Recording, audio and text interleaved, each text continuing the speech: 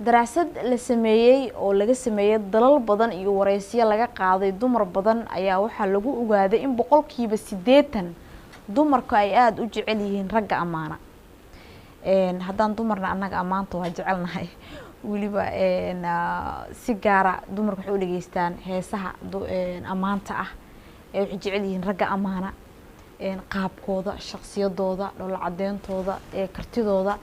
iyo wax walba marka daraasadan waxaa laga sameeyay dalal badan oo kala duwan waxaana lagu wareystay dumar badan oo kala duwan waxaan lagu ogaaday in boqolkiiba 80 ay dumarku yihiin kuwa amaanta jecel halkaas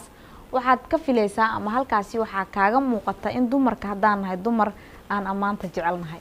calaamada koobaad ama hadalka koobaad ereyga koobaad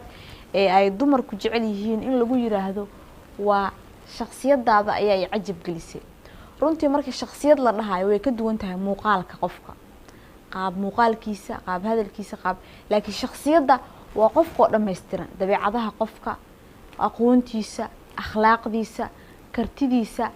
hab hadalkiisa waxyaalahaas oo dhan ayaa la dhahaa shakhsiyada qofka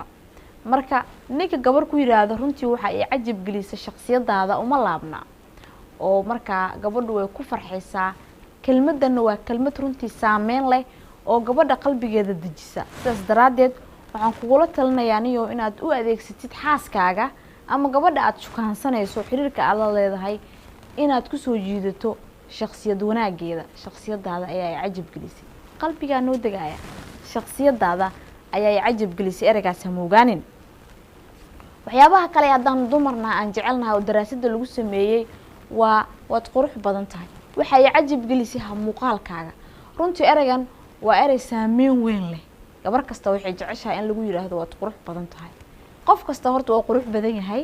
oo qof fool xun ma jiro laakiin quruxda marka laga hadlayo runtii inkastoo aysan jirin universally qurux la isku og yahay haddana dumar haddaan nahay waxa waaye xagga ragga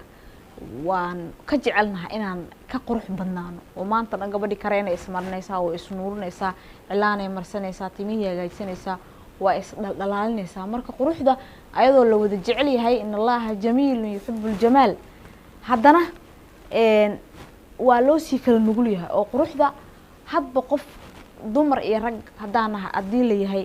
waa loo sii kala nugul yahay oo dumarka u badan in quruxda lagu amaano kelmadan waad qurux badan tahay haddii aad gabar ku tiraahdo runtii uma laabno oo hadalkan waa hadal saameyn leh oo qalbiga gabadhana dejinaya ayna dareemayso kalsooni weyn inay qurux badan tahay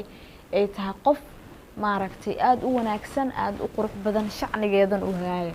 marka kelmadana ayadana ha moogaanin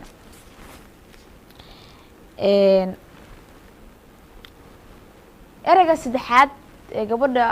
in lagu yiraahdo ay jeceshaha waa waxaan daneynayaa inaan nolosha kula qaybsado runtii hadalkan waxa uu ka mid yahay hadallada soo jiidashada ah marka hasaawaha lagu jiro marka laga tago wiilka iyo gabadha isqaba ama zawjka iyo zawjada xilliga hasaawaha lagu jiro dadku waxa arkaysaa aysan macnaha wax weyn ka ahaynba sheekadan iyo xiriirkan iyo waxyaabo gaar ah ay maarkino daneynayaan gaar ahaan ragga marka haddii gabar aad ku tiraahdo waxaan rabaa inaan nolosha kula qaybsado runtii hadalkan waa hadal weyn oo macno weyn gabadha u yeelayo oo saameyn weyn u yeelayo wuxuu dareensiinayaa inaad qorsheynayso inaad nolosha la qaybsato inaad qorsheynayso inaad mustaqbalka la wadaagto marka inaad waxaaga aysan dheel ahayn ama cayaar ahayn laakiin ay dhab ka tahay oo maaragtay gabadha ay aad u daneynayso aad u daneynayso adiga inaad nolol gabadha la wadaagto marka ereyganna waa erey soo jiidasho leh waana inuu noqdaa laakiin erey run ah oo ka dhab ah marka aad gabadha ku leedahay kelmadda afraad ee gabdhuhu ay aadka u jecel yihiin waxa tahay waxaan aad u jeclahay dhoola cadeyntaada runtii dhoola cadeynta waa wax aad u qiimo badan marka la dhoola qofku u dhoola cadeynayo qof kasta nin dumarba waa laga rabaa inuu dhoola cadeeyo oo waxaa la yiraahdo u dhoola cadee maxaa la dhahaa walaalka si ay kugu noqoto sadaqo dhaa nabiga calayhi salaatu wasalaam marka dad u imaado asxaabta aad la shaqeynaysid dadka guriga kula nool dad kaleeto aad barnaamij la wadid ama qof kale oo aad salaamayso waa inaad dhoola cadeysaa mar walba qof xirxirana waji macbuusa ma la jeclo waa inaad laakiin u dhalasho dhoola cadeyn dadka qaar waa u dhashay anoo kale hadda aad iskaga dhoola cadeeya markaan dadka la kulmaayo laakiin qof kasta laga rabaa inuu dhoola cadeeyo markuu dad la kulmaayo si gaar ah haddii gabadha aad ugu tiraado runtii dhoola cadeyntaada aad iyo cajab gelisay marka dhoola cadeyntaada aan arko walwalka iyo walbaharka ayaa iga ba'ayo markaad ku tiraahdo ereygan waxa uu ka mid yahay ereyada soo jiidashada ah ee gabdhaha lagu yiraahdo wuxuuna gabadhu siinayaa isu kalsoonaan iyo deganaan iyo farxad in dhoola cadeynteeda aad jeceshahay oo aad ka hesho sidaas daraadeed waxaan kugula talinaaniyo inaad ku tiraado u adeegsato adigoo run u isticmaalayo gabadha aad la sheekaysato dhoola cadeyntaada ayaa cajab gelisay iyo gabadha xaaskaaga ahba kelmadda shanaad ee aan rabo inaan kusoo gabagabeeyo waxa ay tahay adiga kaliya ayaa ifahmayo ama waxa taa qofka kaliya ee ifahmayo runtii waaw waa kelmadaha cajiibka ah ee dumarka lagu soo jiito marka aad ku tiraahdo adiga ayaa ifahmayo gabadhu waxay dareensiinaysaa kelmadan in qof kale uu soo jirin oo fahmayo laakiin ayadu uu yahay qofka kaliya ee fahmayo qofkan dabeecadiisa qofkan dhibka haysta qofkan dareenadiisa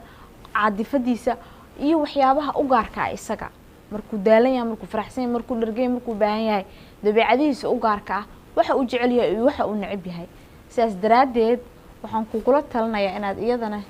jumladan u adeegsato gabadha aad xiriirka la leedahay iyo gabadha xaaskaaga intaba